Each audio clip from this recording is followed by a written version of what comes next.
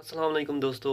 आप सबको बहुत बहुत ज़्यादा ईद मुबारक। और इस ईद के मौके पर अगर आप अपने दोस्तों से, अपने रिश्तेदारों से या किसी भी ऐसे लोगों से जिसके साथ आपका ताल्लुक़ है और आप नाराज़ हैं काफ़ी अरसे से, तो आप जाके उससे माफ़ी मांग लें या उससे दोस्ती कर लें, रिश्तेदार है या दोस्त है। तो इस ईद के मौके पर अपनी तमाम नाराज़गियों को ख़त्म करके एक पुरमसरत ज़िंदगी को गुजारने की कोशिश करें।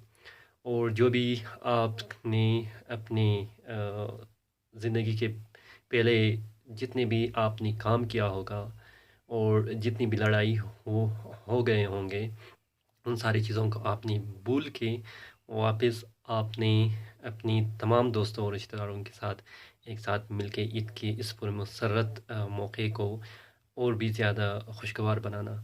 और क्योंकि ईद का मतलब ही यही है कि खुशी मनाना।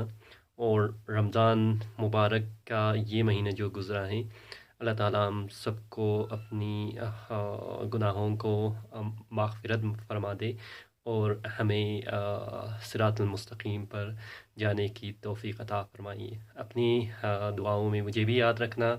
और आप सबको बहुत ज़्यादा ईद मुबारक। Thank you so much. खुदा हाफ़िज़।